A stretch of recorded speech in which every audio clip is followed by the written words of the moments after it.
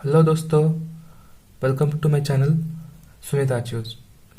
आज जो हमारा लेक्चर होने वाला है सेल अडेप्टेशन के बारे में। ठीक है, इस लेक्चर में हम जानेंगे कि लाइक हाइपरट्रोफी क्या होता है, हाइपरप्लेजिया क्या होता है, अट्रोपी क्या होता है और मेटाप्लेजिया और डिस्प्लेजिया के बारे में डिटेली हम स्टडी करेंगे। ठीक है, बिफोर स्टार्टिंग दिस लेक्चर हम कुछ सेल्स के बारे में स्टडी करेंगे। ठीक है, बेसिक से स्टार्ट करेंगे यार। ठीक है, वीडियो बहुत इंटरेस्टिंग होने वाला है और अंत तक देखिएगा। ठीक है, देखो सेल अडेप्टेशन। ठीक है, जब भी हमारा बॉडी में जो है बहुत सारे सेल्स होता है। ठीक है, उन टाइप में से एक तो होता है लेबाइल सेल्स, एक तो होता है स्टेबल सेल्स और दूसरा तीसरा क्या होता है परमानेंट सेल्स या फिर यूं बोल दो टर्मिनल सेल्स। ठीक है, देखो लेबल सेल्स होता क्या है कि जो सेल्स बहुत अच्छा खासा मतलब कंटिन्यूसली डिवाइड कर देता है। ठीक है, उसको सर्वाइव करने के लिए अच्छा खासा खाना मिल रहा है। ठीक है, उसके वजह से क्या हो रहा है बॉडी में सेल्स अच्छा खासा कंटिन्यूसली डिवाइड कर रहे हैं। जैसा कि सेल्स ऑफ द म्यूकोजल, ठीक है, बकल म्यूकोजा में जो सेल्स है अच्छा खासा डेवलप होता है। ठीक है, cells of the bone marrow like haematopoietic stem cells जो होता है ना, अगर उस सेल्स अगर डिवाइड किया तो ही क्या बनेगा आरबीसी, डब्ल्यूबीसी और प्लेटलेट्स बनेगा। ठीक है, सेल्स ऑफ वेजाइना और सर्विक्स। ठीक है, सेल्स ऑफ इंटेस्टाइनल लाइनिंग और स्किन, स्किन का सेल्स है जो है ऑब्वियसली वो भी डिवाइड करने लगता है प्रोग्रेसिव एज, जैसे ही एज बढ़ता जाएगा वैसे ही जो हमारा स्किन है वो भी बढ़ता भी जाएगा। ठीक है, mucosa of the GIT, fallopian tube और यूरिनरी ब्लैडर। ठीक है, देखो और दूसरा वाला जो सेल्स है स्टेबल सेल्स। स्टेबल सेल्स को क्या बोलते हैं, once they reach the adult life they don't divide. ठीक है, but if any injury is going to taking place inside then the cells have capacity to division। ठीक है, मतलब क्या होता है कि ये जो सेल्स है अडल्ट लाइफ आते ही अपना जो डिवीजन करने का रिपीटेड जो सेल्स का डिवाइड करने का जो कैपेसिटी है वो बंद कर देते हैं। ठीक है, लेकिन अगर कुछ इंजरी हो जाता है उस साइड पर क्या हो जाता है सेल्स फिर से क्या होने लगता है एक्टिवेट होके डिवाइड होने लगता है। ठीक है, for example like cells of the liver बोल दो, लाइक कपफर सेल्स। ठीक है, और cells of the kidney, mesenchymal और एंडोथेलियम सेल्स। ये जो मेजर सेल्स होता है याद रखने की बात है, मेसेंकाइमल सेल्स और endothelium cells they show the capability of stable cells. ठीक है, और यू तीसरा वाला क्या है परमानेंट सेल्स और यू बोल दो टर्मिनल सेल्स। ठीक है, ये जो दो सेल्स परमानेंट सेल्स है इसको बोलते हैं सेल्स ऑफ द हार्ट या फिर कार्डियोसाइट्स और cells of the brain which is the neurons. ठीक है, ये जो सेल्स है ये कभी भी डिवाइड नहीं करता। ठीक है, देखो सपोज कर लो कि यहाँ पर एक अपना सेल है। ठीक है, उसको कुछ स्ट्रेस अपने आप पे हमने डाल दिया। ठीक है, ये जो स्ट्रेस है अपना फिजियोलॉजिकल हो सकता है या फिर पैथोलॉजिकल हो सकता है। देखो फिजियोलॉजिकल स्ट्रेस मतलब क्या होता है कि ये जो स्ट्रेस है नॉर्मल है। ठीक है, मतलब जो फीमेल्स में क्या होता है मेंस्ट्रुएशन होता है। ठीक है, ये जो प्रोसेस है नॉर्मल है। ठीक है, ये भी एक तरीके से स्ट्रेस है, फिजियोलॉजिकल स्ट्रेस में आता है। और फॉर एग्जांपल एजिंग प्रोसेस ले दो। ठीक है, जैसे एज बढ़ता जाएगा स्ट्रेस भी बढ़ता जाएगा। ठीक है, ये जो है नॉर्मल है। लेकिन पैथोलॉजिकल केस में क्या होता है नाम में छुपा है, डिसीज कंडीशन में जो स्ट्रेस पाया जाता है ना, सो उस कंडीशन का जो स्ट्रेस होता है उसको बोलते हैं पैथोलॉजिकल स्ट्रेस। ठीक है, जब भी कुछ इस तरीके से जो स्ट्रेस आता है वो आके अपना सेल पर पड़ा हुआ। ठीक है, अब जो सेल है इस स्ट्रेस को कैसा रिस्पॉन्ड करेगा। ठीक है, रिस्पॉन्ड करने के लिए अपना जो सेल है इसको कुछ अपने अंदर कुछ मॉडिफिकेशन करना पड़ेगा। ठीक है, in order to overcome this stress cell must undergo changes in its structure. उसको अपन क्या बोलते हैं अडाप्टेशन। ठीक है, सेल अडाप्टेशन करते हैं। ठीक है, सेल अडाप्टेशन करने के बाद ये जो अपना सेल है रिवर्सिबल सेल इंजरी करना पड़ता है, बाद में रिवर्सिबल सेल इंजरी करना पड़ता है, या फिर अगर इरिवर्सिबल सेल इंजरी मतलब क्या होता है सेल डेथ हो जाता है।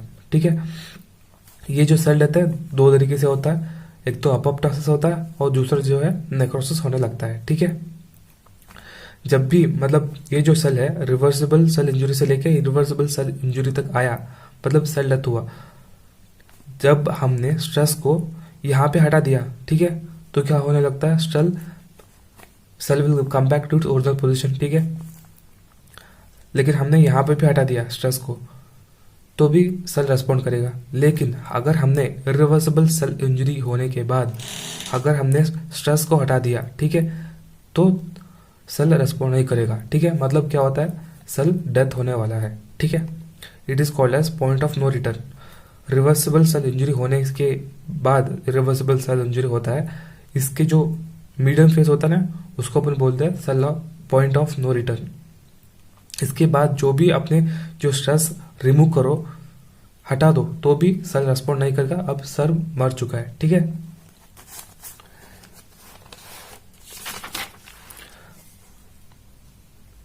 देखो, अडेप्टेशन, रिवर्सिबल इंजुरी और इरिवर्सिबल सेल इंजुरी या फिर सेल डेथ बोल दो। So these are the stages of progressive impairment of cell normal function and structure. ठीक है, देखो अभी अपन डिफाइन करते हैं कि लाइक सेल अडेप्टेशन मतलब क्या होता है। ठीक है, cell adaptation is a reversible functional structural response to physiological stress or pathological stress and during which new but altered steady state are achieved allowing the cell to survive and continue its function। देखो बहुत complex है ना, तो अपन simplified में study करते हैं। ठीक है, ये मत पढ़ो, मतलब पहले इसको समझाते एक एक वर्ड में। ठीक है, ये जो सेल अडेप्टेशन है ये रिवर्सिबल हो सकता है। ठीक है, एक तो रिवर्सिबल है, अगर हमने स्ट्रेस हटा दिया टाइम सेल डेथ होने से पहले, या हमने अगर स्ट्रेस हटा दिया तो क्या हो जाता है, एक तो रिवर्सिबल है। ठीक है, it structural response to physiological stress. ठीक है, ये जो स्ट्रेस होता है, अच्छा खासा ये जो सेल होता है ना, ये जो सेल है, ये जो फिजियोलॉजिकल और पैथोलॉजिकल स्ट्रेस को अडाप्ट मतलब उसको ओवरकम करने के लिए रेस्पॉन्स देता है। ठीक है, ये जो स्ट्रेस रेस्पॉन्स देता है during which new but Altered steady state is achieved. ठीक है, उस रेस्पॉन्ड करने पर कुछ अल्टर्ड मतलब अपने खुद के अंदर जो सेल्स के अंदर कुछ अल्टर्ड मतलब क्या होता है, कुछ चेंजेस करने लगता है ताकि उस जो स्ट्रेस को ओवरकम करे। ठीक है, allowing the cell to survive and continue its function. ठीक है, आगे जाके जो नॉर्मल सेल है उसको अल्टर करके जो नया सेल बनता है ना, उसको ऐसे ही आगे सर्वाइव करने के लिए और उसको फंक्शन करने के लिए अडाप्ट करे, उसको जो अपन बोलते हैं सेल अडाप्टेशन। इसको समझने के लिए एक एग्जाम्पल बोल दो। ठीक है, क्या होता है कि जब भी हम एग्जाम आते हैं ना, सॉरी एग्जाम से पहले हम कितने घंटे स्टडी करते हैं, मतलब हार्डली हम स्टडी करते हैं 5 घंटा। ठीक है, जब एग्जाम आता है ना तो हमको जरूरत से मतलब ज्यादा पढ़ना पड़ता है। ठीक है, सभी टॉपिक्स को रिवाइज करना पड़ता है, इसके लिए करीब करीब हमको 10 घंटा तो पढ़ना ही पड़ेगा। ठीक है, जब एग्जाम होता है बाद में क्या कितना घंटा पढ़ते हैं, 5 घंटा। ठीक है, ऐसा नहीं है कि हमने एग्जाम होने के बाद भी ऐसा ही मतलब 10 घंटे 18 घंटा पढ़ता रहे, नहीं, ऐसा पॉसिबल नहीं है ना।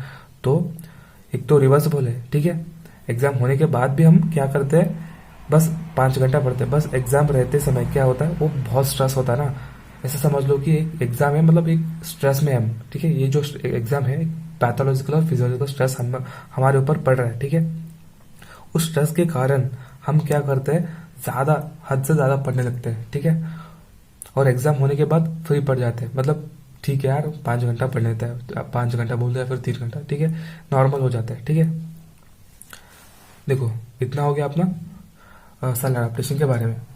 There are 5 types of adaptation. Adaptation cell adaptation में 5 तरीके से होता है, डिवाइड किया जाता है। एक तो होता है हाइपरट्रोफी।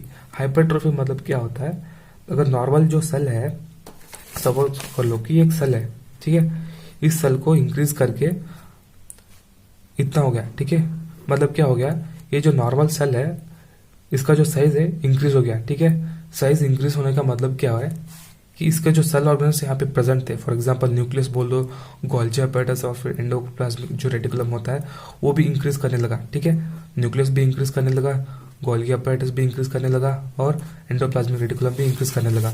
इसकी वजह से क्या हो रहा है, हाइपरट्रोफी हो रहा है। ठीक है, हाइपरप्लेजिया मतलब क्या होता है, नंबर ऑफ सेल्स भी इंक्रीजिंग। ठीक है, सेल का जो नंबर है इंक्रीज हो गया। ठीक है, अट्रोफी मतलब क्या हो रहा है, decrease in size of the cell और श्रिंकेज ऑफ द सेल। ठीक है, अट्रोफी मतलब क्या होता है, सपोज कर लो ये भी एक सेल है। ठीक है, इस सेल को हमने क्या किया, एक तो नंबर भी कम है। ठीक है, नंबर भी कम है और सॉरी साइज भी कम है। ठीक है, इतना हो गया सेल।